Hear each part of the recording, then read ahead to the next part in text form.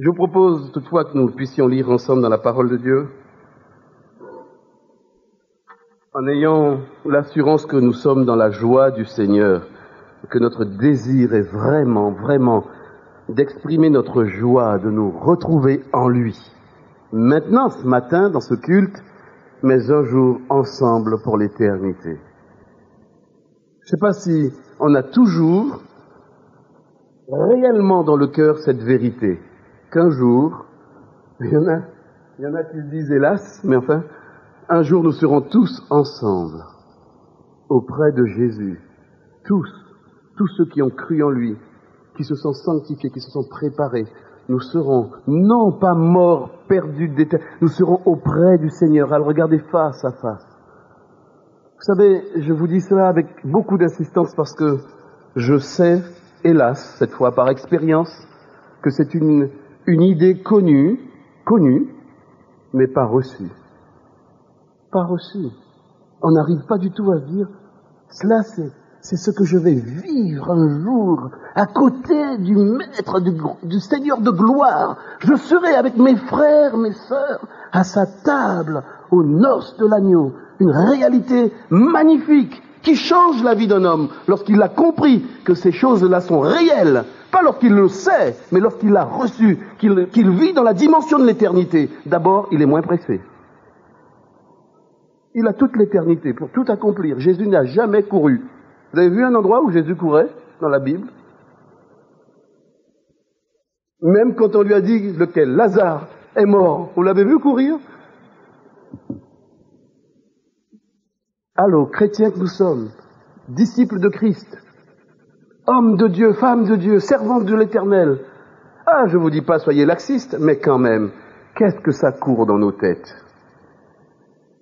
Là où la Bible nous parle de méditer, de sagesse, de tranquillité. Et j'entends, je sais que dans mon cœur, un certain nombre de pensées vont tellement vite qu'à vouloir gagner du temps, on en perd. On en perd. Et le temps à gagner, c'est pour le Seigneur, se préparer pour l'éternité. Je voudrais vous proposer que nous lisions ensemble dans la parole de Dieu, dans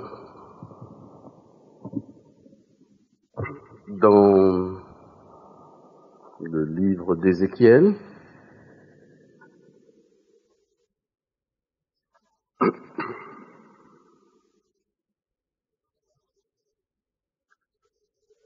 Le livre d'Ézéchiel, le 37e chapitre, ça va réjouir les aînés.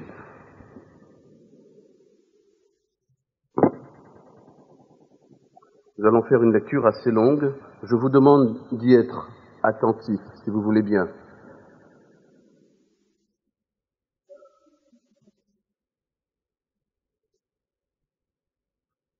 Si vous suivez mieux en lisons ensemble.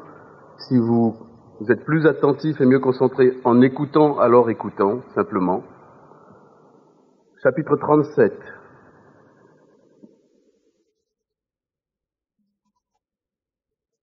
Il est écrit, « La main de l'Éternel fut sur moi, et l'Éternel me fit sortir en esprit et me déposa dans le milieu de la vallée. Celle-ci était remplie d'ossements. Il me fit passer auprès d'eux, tout autour.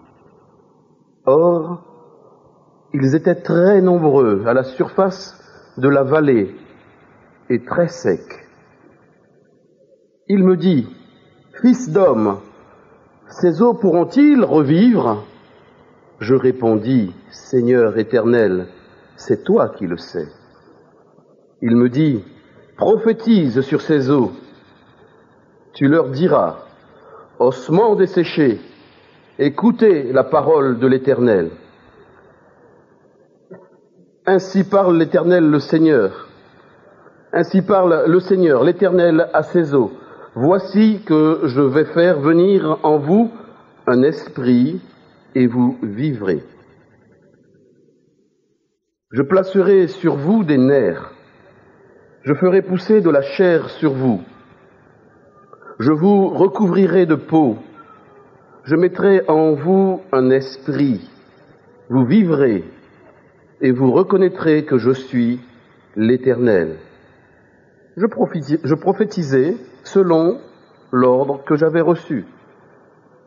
Et comme je prophétisais, il y eut un bruit, et voici qu'il y eut un frémissement, et les os s'approchèrent les uns des autres. Je constatai qu'il y avait des nerfs sur eux. La chair se mit à pousser, et les os et la peau les recouvrirent par-dessus. Mais il n'y avait point en eux d'esprit.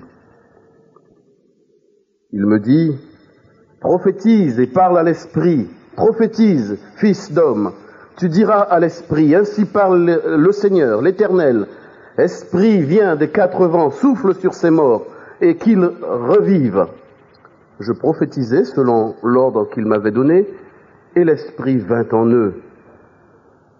Ils reprirent vie et se tinrent sur leurs pieds. C'était une très, très grande armée.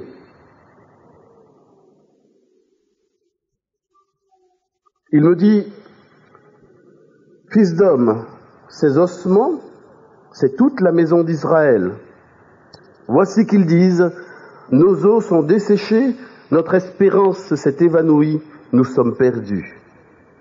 Eh bien, prophétise, tu leur diras, ainsi parle le Seigneur, l'Éternel, voici j'ouvre vos tombes, je vous fais remonter de vos tombes, ô mon peuple, et je vous fais revenir sur le territoire d'Israël. Vous reconnaîtrez que je suis l'Éternel lorsque j'ouvrirai vos tombes et que je vous ferai remonter de vos tombes, ô mon peuple. Je mettrai mon esprit en vous et vous vivrez. Je vous rétablirai sur votre territoire et vous reconnaîtrez que moi, l'Éternel, j'ai parlé et agi. Oracle de l'Éternel. Amen.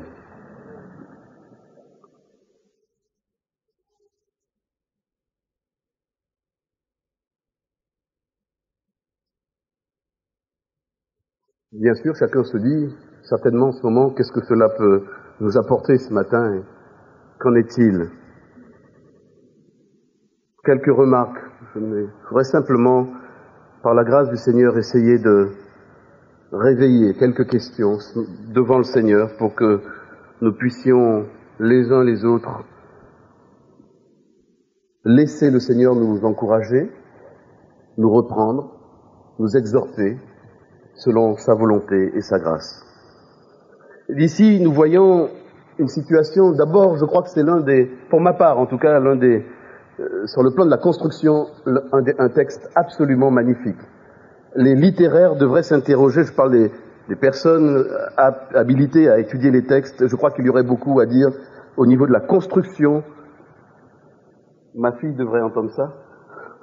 Au niveau de la construction d'un texte comme celui-là, c'est une véritable référence, c'est un véritable modèle littéraire.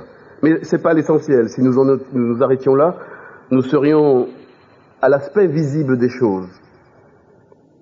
Ce que j'ai dans le cœur de mettre en face de chacun d'entre nous, c'est d'abord qu'il y a là un homme qui s'appelle Ézéchiel. Ça va de soi, comme ça, peut-être. Ça va mieux en le disant, qui ose, qui entend, qui reçoit une pensée de Dieu, qui entend la parole. Non seulement il la reçoit, il a la certitude qu'elle est du Seigneur, et la preuve est qu'aujourd'hui elle nous parvient encore, elle retentit encore, depuis le temps où il l'a entendue, jusqu'à aujourd'hui, et pour l'éternité, jusqu'à ce que Jésus vienne. Et cette parole est là, elle est encore vivante, vibrante, résonnante, retentissante, à Draveil aujourd'hui, comme partout là où il plaît à l'esprit de la faire entendre ou réentendre. Quel miracle! Mais quel miracle! Est-il nécessaire d'aller, vous voulez des exemples, à Lourdes ou je ne sais où? Non, je crois qu'il y a en cela un miracle. Un miracle qui passe par l'obéissance d'un homme. Oh, ça vaudrait le coup que nous soyons concernés par l'obéissance qui produit le miracle. L'obéissance qui produit le miracle. Amen. L'obéissance est le commencement du miracle. Et ce miracle, et nous sommes en train de le vivre. La parole d'Ézéchiel retentit aujourd'hui par miracle au milieu de nous, dans nos cœurs. Mais Ézéchiel, pour recevoir cette parole, n'était pas n'importe où. Il était, la Bible précise, dans le milieu de la vallée. C'est-à-dire le point le plus bas, les profondeurs. C'est pas un rôle facile que d'être prophète, vous savez, parce que le milieu de la vallée, comme cachot, comme espace de souffrance, comme lieu de difficulté, on fait pas mieux. Et c'est dans, symboliquement, ce milieu de la vallée, au tréfonds, au plus bas peut-être de sa vie, que sais-je, on pourrait chercher, ceux qui ont le goût à recherche, pourraient le faire. Mais c'était probablement le moment où Ézéchiel était au plus bas de sa vie. Au plus bas de sa vie, vous voulez un exemple? Économiquement, aujourd'hui, on pourrait considérer cela. Au plus bas de sa vie, affectivement peut-être. Au plus bas de sa vie, politiquement. C'était probablement le moment où Israël était le plus déchiré. Voilà que l'Éternel parle dans un temps de famine. Une parole qui vient dans un temps de famine. C'est certainement la grâce de Dieu qui fonctionne dans cette famine. Et pour notre pays de France, qui est dans une famine spirituelle, il n'y a pas encore de danger. Parce qu'il y a des hommes comme vous et moi qui croyons dans la puissance de Dieu. Amen. Il n'y a pas de danger. Tant que nous serons là avec la parole de Dieu en main, alors la parole de Dieu continuera d'avancer. Et les cœurs seront touchés. Même si la démonstration contraire est faite dans le pays, tant qu'il y aura des hommes de Dieu, des femmes de Dieu, nous ne sommes pas en danger. Nos enfants ne sont pas en danger. Notre jeunesse n'est pas en danger. Parce que Dieu est avec nous. Amen. La Bible dit, si Dieu est avec nous, qui sera contre nous? Mais nous avons des miracles à produire. Et j'entends ici que c'est précisément dans des moments où l'on s'attend certainement le moins à Dieu. Autrement dit, les moments où on ne peut plus, je n'en peux plus, j'en ai marre. Ça se dit pas ici, vous ne l'avez pas entendu. Mais vous le dites. Non? Qui n'a jamais dit ça, là? Il faut m'aider quand même, parce que ça va, je suis pas tout seul. Ce sont ces moments-là qui peuvent, en un atome d'instant, être le début d'un grand mystère, précisément d'une grande victoire, pourquoi pas un grand miracle. Frères et sœurs, nous avons toujours vu les moments de détresse comme des moments de souffrance, des moments où Dieu nous a abandonnés, des moments de famine extraordinairement impossibles à porter. Mais laissez-moi vous dire ce matin de toutes mes forces, au nom du Seigneur, que ces moments, Dieu les connaît et il peut encore agir précisément lorsque nous sommes au milieu de la vallée. C'était la position d'Ézéchiel. Et c'est là qu'il va entendre la voix de Dieu. Et puis, à côté d'Ézéchiel, curieusement, un peu plus haut, lui il était dans le fond, il y avait tout autour de lui les ossements complètement desséchés. Un peu plus haut. Mais ils n'étaient ni hors de la vallée, ni franchement dedans. Ils étaient 50-50, mi-figue, mi-raisin. Vous me voyez un peu ce que je veux dire? Un peu pas très chaud, mais pas très froid non plus. Autrement dit, ni chaud, ni bouillant. Ils étaient là posés, mais la Bible dit qu'ils étaient morts. Les os étaient desséchés complètement. Et Dieu regarde. Et il voit. Et il voit peut-être dans cette assemblée aussi des apparences comme ça, vaillantes, mais peut-être aussi un dessèchement de l'âme, des cœurs. Ça peut arriver, n'ayez pas honte de ça, ça peut arriver. En tout cas, la Bible nous dit ici que cela existe, qu'il y avait une situation dans laquelle Ézéchiel savait que l'Éternel l'appelait à faire quelque chose. Faire quelque chose. Faire quelque chose.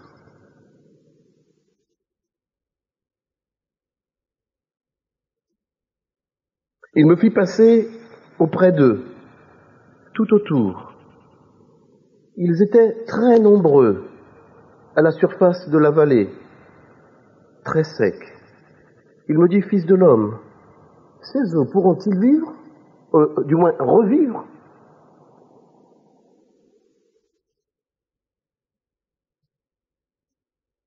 C'est le test de la foi. Pourquoi une telle interrogation?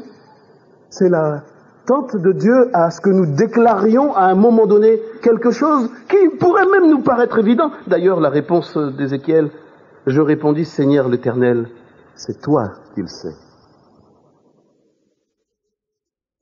Autrement dit, voilà un moment où les choses vont démarrer non seulement par l'obéissance d'Ézéchiel, mais en deuxième lieu, par une communication, une communion, une relation verbale, pas tellement pensée intellectuelle, verbale, posée, nommée, avec l'Éternel. Autrement dit, il parle à Dieu, il répond à Dieu, il rentre dans une relation vivante avec le Seigneur, et il répondra, Seigneur éternel, c'est toi qui le sais. J'aime beaucoup au passage le Seigneur éternel. Seigneur éternel. Ça, c'est un détail, mais on n'a pas le temps de s'arrêter là-dessus. Je voudrais vous dire simplement que le commencement du grand miracle va se faire par une question que Dieu pose à chacun d'entre nous. Crois-tu? Crois-tu? Jésus et toute la parole nous ramènent à cette idée de crois-tu? Crois-tu que le malade qui est en face de toi peut guérir? Crois-tu que ce pourquoi tu me pries, je peux réellement moi agir? Crois-tu? Mais c'est étonnant, Seigneur, nous sommes croyants. Mais oui, nous sommes croyants. Tu le sais bien, Seigneur, que nous sommes croyants. Mais enfin, quelle question? Autrement dit, j'aimerais vous dire qu'il y a comme un renouvellement de notre engagement d'instant en instant. Il y a comme un renouvellement, et je crois que nous pourrions oser dire, toutes nos prières pourraient commencer par cette idée, Seigneur, c'est parce que je crois en toi que je viens. Parce que trop souvent, mes frères, nous sommes entraînés dans des systèmes religieux. Et Dieu est réellement vivant. La puissance de l'Esprit de Dieu est là. Et Dieu cherche aujourd'hui des hommes, des femmes capables de dire, ça ne va pas dans le pays. Moi, je proclame une parole de guérison sur la France. Allô? Amen. Non, on va aller voir, je sais pas quoi, la situation politique. Mais on s'en moque. Ce que Dieu veut, ce sont des hommes, des femmes capables d'entendre une parole, un verset biblique, une parole qui va faire sortir Lazare de son tombeau.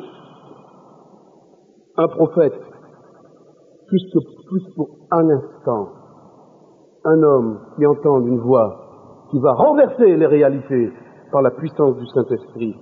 La Bible nous dit que le garçon Ézéchiel a obéi, notre frère. Et puis, il a répété, ossements desséchés, écoutez la parole de l'Éternel. Et la Bible nous dit qu'alors Dieu a tenu sa promesse. Je vais aller plus loin, en faisant comment? En faisant apparaître des nerfs sur les os desséchés. Ah, des nerfs.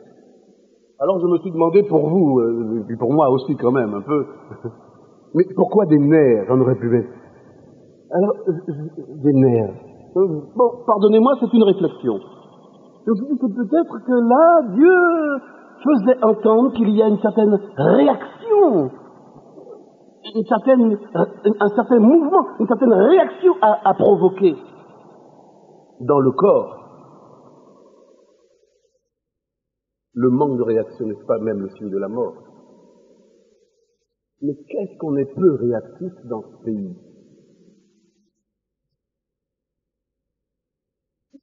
On ne va même pas voter parce que ça, c'est pas biblique. Non, mais enfin, pécher avec les pécheurs. Seigneur, bénis le pays. On va pas voter. Non, mais dis donc, nous, on est au-dessus. Dieu pourvoira. Alléluia. Manque de réaction, passivité, le laisser faire, le laisser aller. Il va bien se passer quelque chose. Mais oui, il va se passer quelque chose. Laissez-moi vous dire quelque chose tout net. Le diable aime ça. Alors ça va me permettre d'aller plus vite comme ça. Pas besoin de commenter davantage. Chacun de nous doit savoir se positionner devant le Seigneur. En tout cas, là, nous voyons que Dieu fait pousser des nerfs. Il veut une réaction, que les os soient prêts à recevoir le reste. Autrement dit, que les greniers spirituels soient préparés, si vous voulez une image. Avant que la bénédiction ne vienne, il faut qu'il y ait quelque part pour l'accueillir. Et pourquoi pas nos cœurs?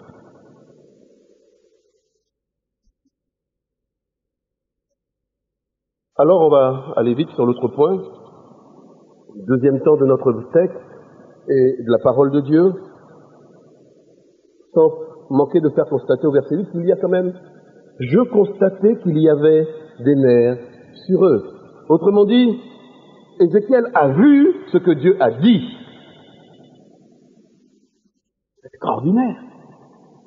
Il ne s'est pas contenté de toi, il a vu, il a constaté. J'aime bien le verbe là. Je constatais qu'il y avait des nerfs sur eux. Je me demande toujours pourquoi la Bible ne dit pas dans quel état il était quand il a fait le constat. Ça m'intéresserait, moi. Surprise, satisfaction, étonnement, angoisse, je sais pas.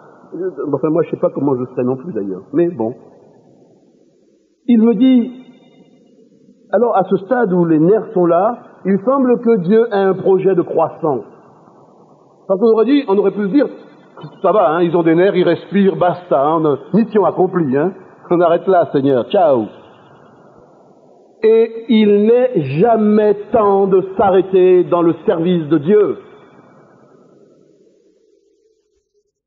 Il n'y a pas d'heure, il n'y a pas d'âge, pardon pour nos aînés, il n'y a pas de temps pour s'arrêter dans l'œuvre de Dieu.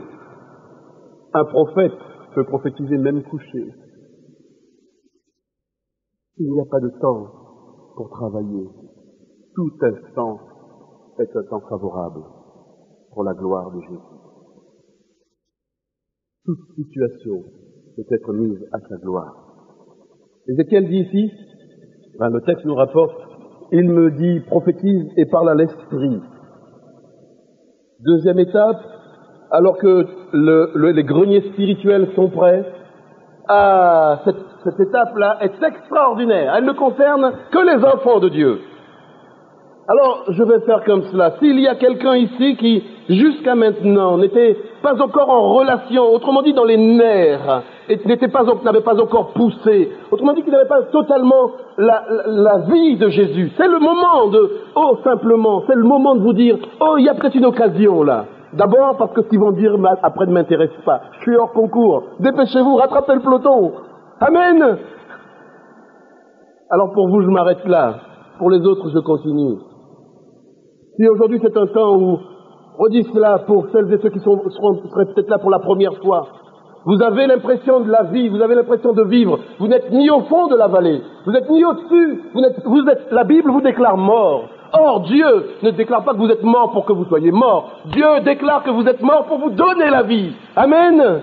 Et ce matin, il veut donner la vie. Mais simplement, moi, je peux dire, moi, la vie que Dieu donne, la vie éternelle, je la prends. Je la prends, c'est gratuit. Non, attendez, je vais vous dire tout à l'heure combien ça coûte. Si vous voulez payer quelque chose, on en parle. Non, il n'y a rien à dire. La Bible dit que c'est gratuit. Une vie éternelle gratuite par le sang qui a coulé à la croix. Ça, c'est une mécanique dans laquelle on ne va pas rentrer maintenant. Mais une vie gratuite. Il y a peut-être ça de gratuit sur Terre en ce moment. Tout le reste. Alors, si vous n'étiez pas dans ce dispositif de vie éternelle, c'est le moment de balayer toutes les conceptions. Descendez dans la vallée, sortez de la vallée et ne restez pas entre deux. Vous avez entendu parler de Dieu, vous avez entendu parler de Jésus, et vous êtes entre deux. Pas trop, un peu moraliste, comme ça fait bien, un peu pas trop dans le péché, mais pas vraiment dedans, parce que quand même, un chrétien, ça a l'air de quoi? Attends, t'as vu les gars, là? C'est le temps de dépasser ces convictions absurdes qui mènent à la mort. Dieu veut donner la vie ce matin. Et il donne la vie à qui la reçoit, à qui veut la recevoir.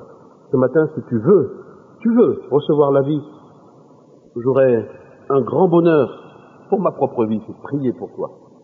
Retiens cette pensée dans ton cœur. Nous prierons tout à l'heure. Poursuis pour ceux qui, comme beaucoup d'entre nous, avons reçu les nerfs. La parole prophétique était très claire à ce moment-là, et elle change de niveau, de stature et peut-être de couleur. Dieu dit au prophète, maintenant qu'il y a des nerfs, parle à l'esprit. Ah! Prophétise, parle à l'esprit, avec un grand E là, esprit, vous observerez dans le texte. Ça ressemble à un plan de conversion. Il y a un moment où on parle pour les brillants travailleurs INSEE, ils ont travaillé. Hein? Il y a un moment où on parle à l'autre, où on l'amène à connaître, à se repentir. Mais il y a aussi un moment où on parle à l'Esprit Saint. Extraordinaire. On parle à l'Esprit de ce qui se passe. Deuxième temps de la prière. Parle à l'Esprit, fils d'homme. Tu diras à l'Esprit. Ainsi parle l'Éternel. Je me suis dit, quelle promotion pour Ézéchiel. Que ce soit Ézéchiel qui aille parler à l'Esprit de la part de Dieu. Ça pose une question quand même, non? Comme si Dieu ne pouvait pas directement dire à son esprit, non. Quelle grâce! Quelle grâce! Quelle grâce que d'être à la disposition de l'Éternel, encore aujourd'hui, pour parler à l'Esprit de la part de Dieu. C'est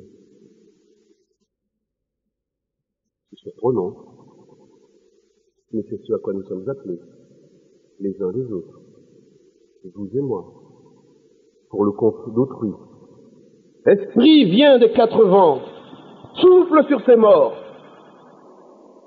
et qu'ils revivent. Les instructions sont claires. Je prophétisais selon l'ordre qui m'avait été donné, et l'Esprit vint en eux, ils reprirent vie et se tinrent sur leurs pieds. C'était une très très grande armée. Mes frères, vous observerez que les eaux desséchées, c'était un très très grand nombre de je sais pas quoi, d'ossements. Mais c'était certainement pas une armée. C'était un très très très grand nombre. Je n'ai même pas qualifié de rien. Mais tout d'un coup, par l'action de l'Esprit, ce même grand nombre devient déjà une armée. Et ça ressemble bien à ce que nous disons à Dieu. Nous chantons, j'entends le cri de l'armée de l'Éternel. J'entends le cri, c'est un cri de joie, c'est un cri de victoire. Et oui, une armée s'est levée parce que l'Esprit a soufflé selon la volonté du Créateur. Voici ce qu'ils disent, voilà ce que dit l'armée. Écoutez bien, on a l'impression que c'est tout complètement à l'envers. Quand leurs os étaient desséchés, ils étaient morts, ça allait bien, pas de problème, ils disaient, ma foi, ils étaient morts. Mais une fois qu'ils ont reçu la vie, et qu'ils se regardent, ils proclament ceci: nos os sont desséchés, notre espérance s'est évanouie, nous sommes perdus. Quel état de conscience, quel événement. Lorsqu'ils étaient dans la mort, ils ne savaient même pas qu'ils étaient dans la mort. Maintenant qu'ils sont à la vie, ils commencent à réaliser. Autrement dit, les os sont réveillés, mais l'esprit est également réveillé. La Bible dit que c'est l'Esprit de Dieu qui atteste à notre esprit que nous avons la vie. Voilà pourquoi beaucoup d'entre nos contemporains, n'ayant pas l'esprit, considèrent qu'ils sont déjà morts. De toute façon, d'une manière ou d'une autre, ça se terminera bien un jour dans une fosse. Alors, autant brûler la vie, comme ils disent, parler debout. Ça va vite parler debout, hein. Déjà, par un bout, c'est pas mal. Alors, ça donne toutes les situations que nous connaissons, s'éclater, je sais pas quoi, enfin bon, tous les mots que on peut éclater la vie comme ça un matin, parce qu'on n'a pas compris, parce que l'esprit n'a pas convaincu encore que nous sommes enfants de Dieu. La conscience est morte. Mais Dieu, dans sa grâce, ne nous laisse pas dans cette situation. J'aime bien au verset 12, vous observerez « Eh bien, Dieu parle à Ésaïe, à Ézéchiel, d'une manière très...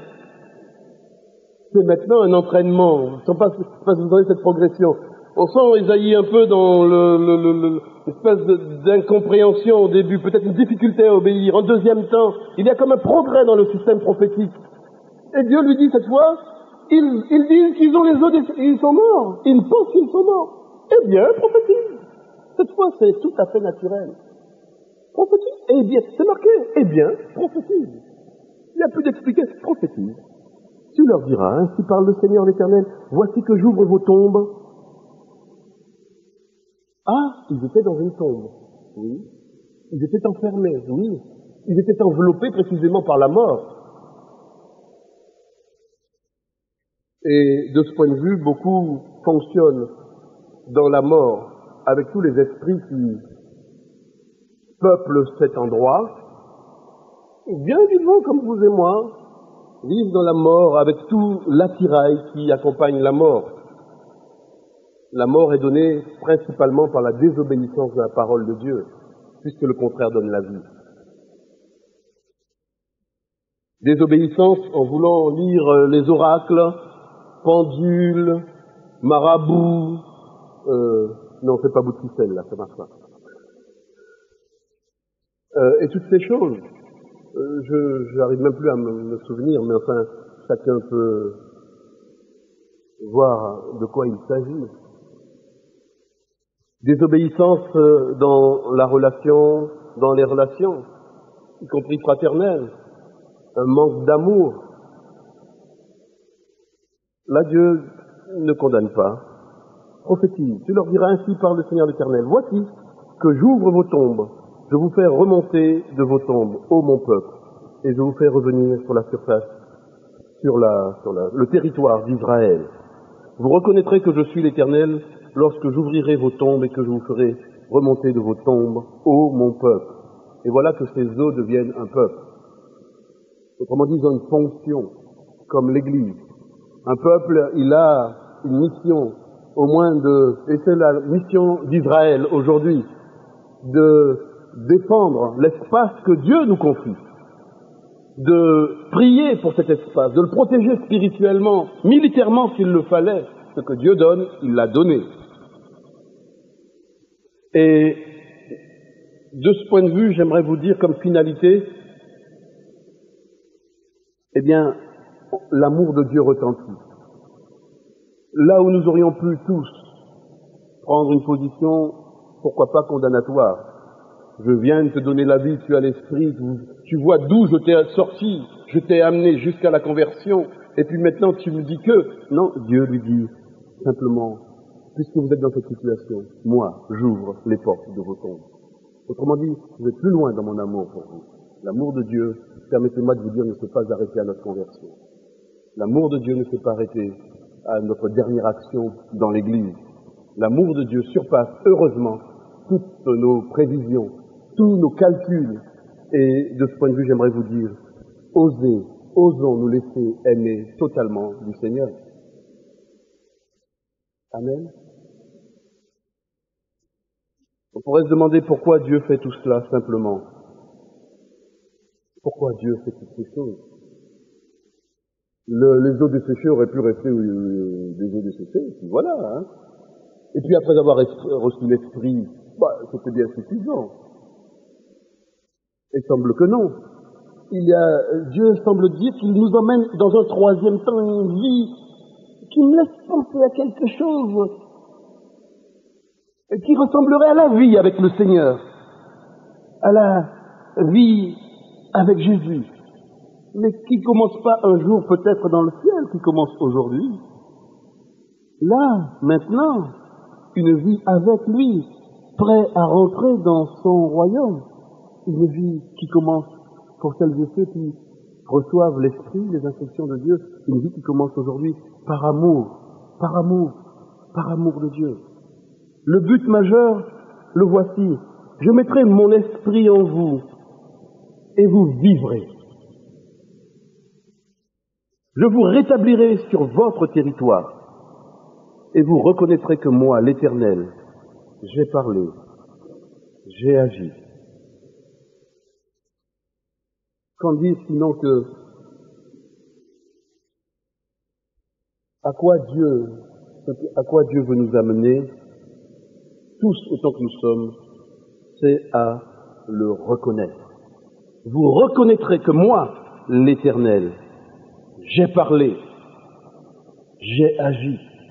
Chacun de nous est en capacité, et c'est l'invitation majeure, que d'aller vers le Seigneur, le reconnaître qu'il est réellement celui qui manifeste de l'amour, reconnaître qu'il parle, il a parlé, autrement dit, accueillir sa parole, reconnaître qu'il a agi. Quelquefois, nous avons pu avoir des doutes. Moi, je vois bien les situations, par exemple les situations de guérison. C'est pas une obsession, je vous le dis, parce que souvent je parle de guérison, mais quand même. Moi, je vois bien, il y a des guérisons miraculeuses. Amen pour les guérisons miraculeuses, spontanément, tout ça. Bon. Puis il y a des guérisons qui prennent du temps.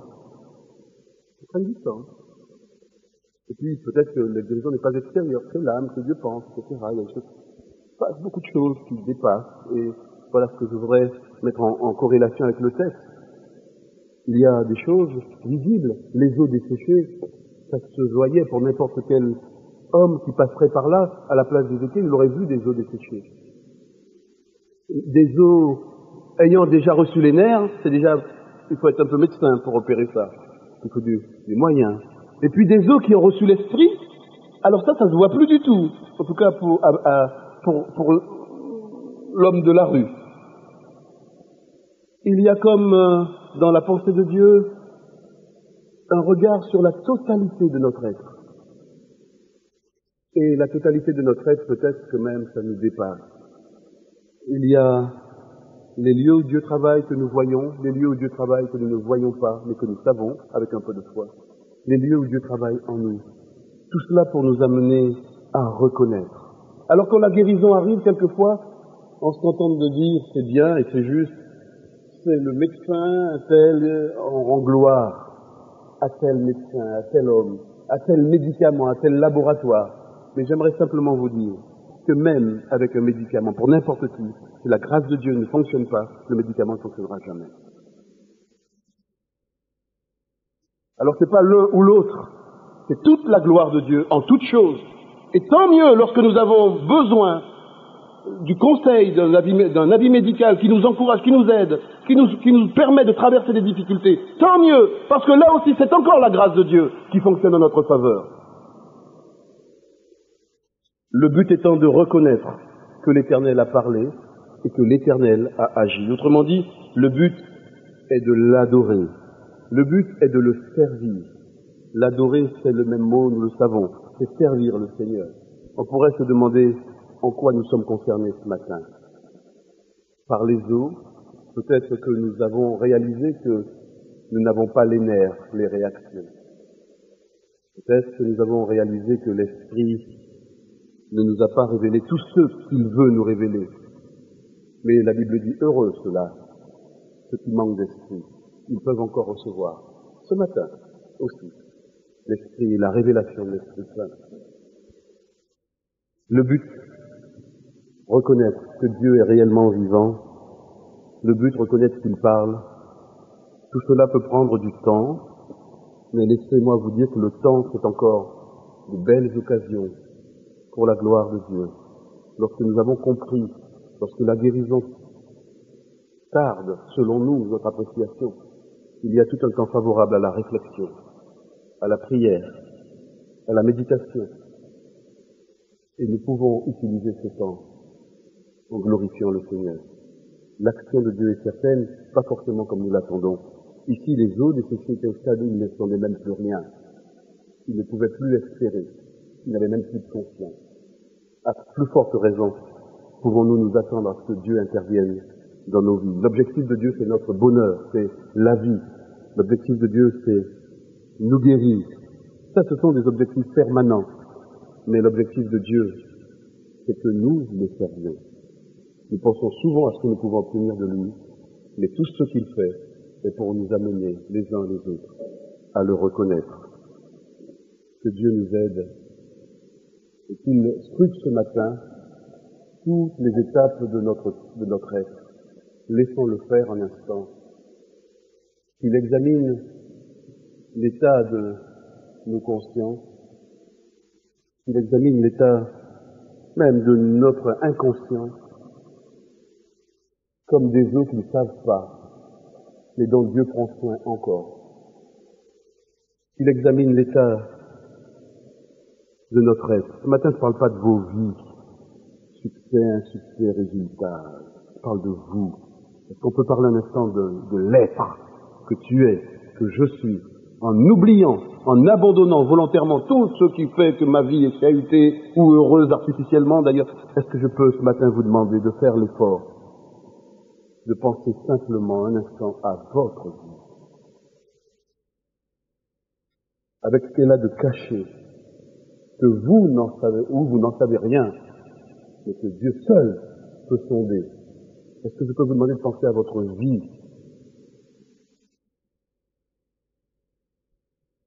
Est-ce que je peux me permettre de vous demander de penser à votre vie spirituelle?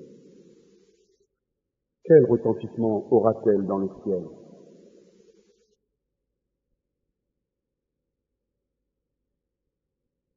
Votre vie.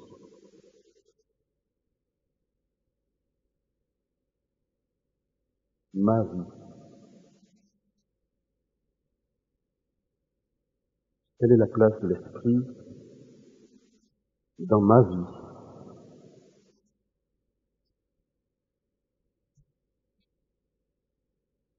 Et pour celles et ceux qui, ce matin, réalisent que les os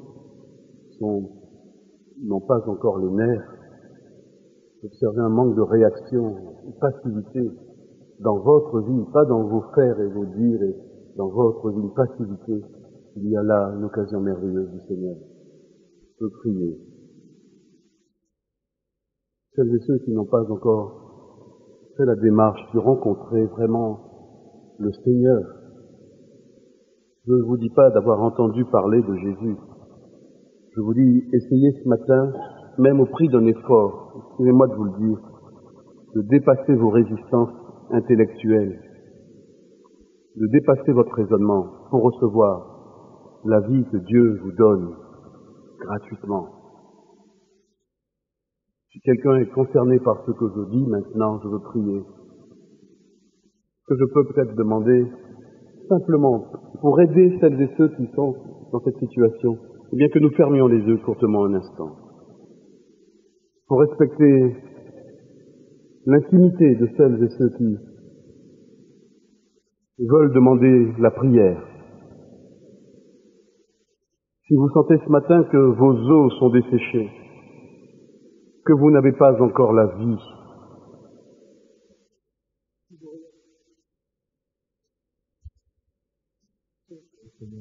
alors je crois que nous avons bien reçu le message à nous maintenant, à chacun d'entre nous, à nous en groupe, mais à chacun d'entre nous, à le mettre en pratique.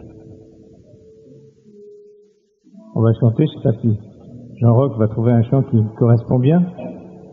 On va chanter un vêtement blanc.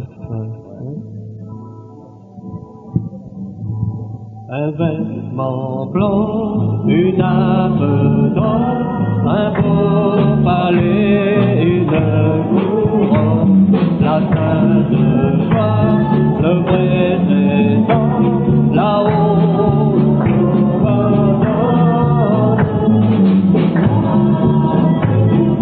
on va maintenant t'aimer, payer ma dette sur le calvaire.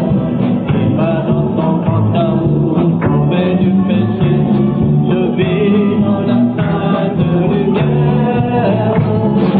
Oui, nous marchons tous joyeux, nous marchons tous joyeux, nous marchons tous joyeux. Oui, nous marchons tous joyeux, nous marchons tous joyeux vers les cieux. Dimanche, je suis heureux, le lundi plein de joie. Mardi, j'ai une paix que le monde ne connaît pas. Mercredi et jeudi, je vis dans la lumière. Vendredi et samedi, c'est le ciel sur la terre. Oui, nous marchons